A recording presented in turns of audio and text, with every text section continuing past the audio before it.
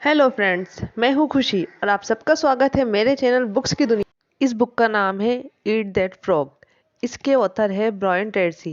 इस बुक में बताया गया है कि जिस जिंदगी को आप बेहद मुश्किल समझते हैं उसे कितने सरल तरीके से जिया जा सकता है। ये बुक हमारी लाइफ को चेंज करने की क्षमता रखती है। ईट दैट फ्रॉग यह एक वास्तव में मुहावरे के रूप में बताया गया है, जिसमें फ्रॉग का मतलब उस काम के लिए हुआ है जिसे आप कठिन समझते हैं और उस काम को आप हमेशा टालते रहते हैं। एग्जाम्पल के तौर पर फ्रॉग यानी मेंढक को खाना आपके लिए बहुत कठिन होता है। इसलिए इस बुक में बताया गया है कि ईट देयर फ्रॉग यानी जो सबसे कठिन काम है उसे सबसे पहले कर ले। अगर आप लोगों को भी मुश्किल काम करने में आलस आता है तो ये वीडियो आपके लिए पावरफुल साबित हो सकती है, जिससे आप कठिन और मुश्किल काम को आसानी से पूरा कर सकते हैं। तो ये वीडियो लास्ट तक जरूर देखिए। पहला टॉपिक, काम को टाले नहीं। आपको जो काम कठिन लग रहा है उसे यदि आप टालते रह जाएंगे तो वह होने से रहा।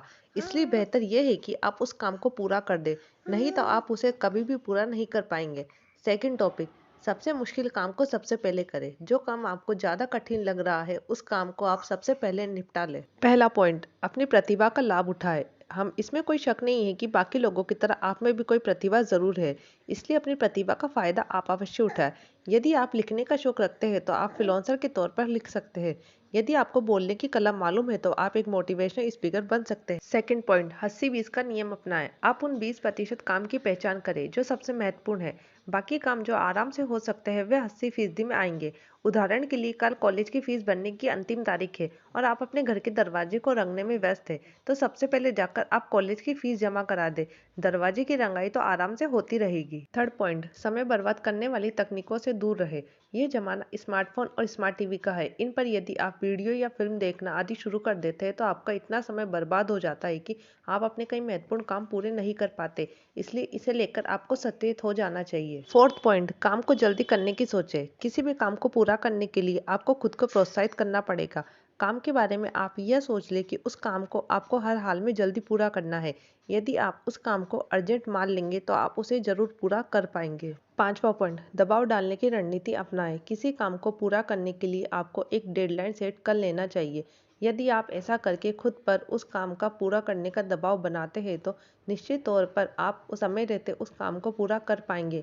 उदाहरण के लिए कॉलेज में जब आपके प्रोफेसर असाइनमेंट पूरा करने का दबाव आप पर बनाते हैं तो आप उसे जरूर पूरा करते हैं। सिक्स पॉइंट, परिणाम वाले भाग पर दे ध्यान। इसका मतलब ये हुआ कि जो भी काम आप कर रहे हैं आप उसके उस भाग पर ज्यादा ध्यान दें जो कि आपके अनुकूल परिणाम देने वाले हैं।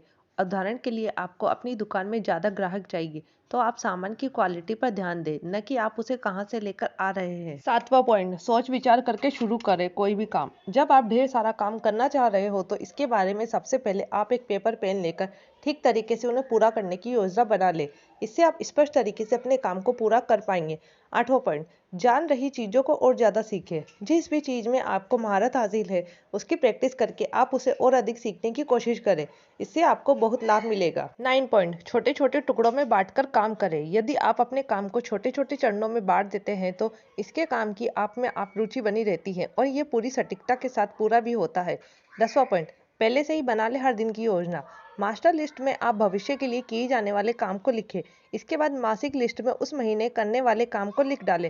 उसी तरह साप्ताहिक लिस्ट में इस हफ्ते करने वाले काम को लिखें। 11वां पॉइंट, बाधाओं की रखें जानकारी। आपके किसी काम में किस तरह की रुकावटें आ सकती है उसके बारे में आप पहले से ही जानकारी रखें। उस काम को शुरू करने से पहले उन बाधाओं को दूर करने का प्रयास करें। 12वां पॉइंट, एक वक्त में एक ही काम करें। एक साथ यदि आप कई तरह के काम करते हैं तो कोई भी काम अच्छी तरह से पूरा नहीं हो सकता।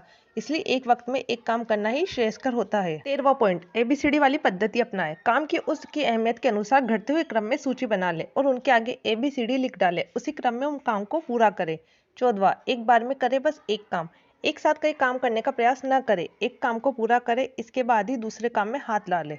15वां पॉइंट, समय का कर ले बंटवारा। रोजमर्रा की जिंदगी में जो आपके काम है उनके लिए आप समय निर्धारित कर दें। इससे दिनचर्या के मुताबिक आपका सभी काम सही तरीके से पूरे होते रहेंगे।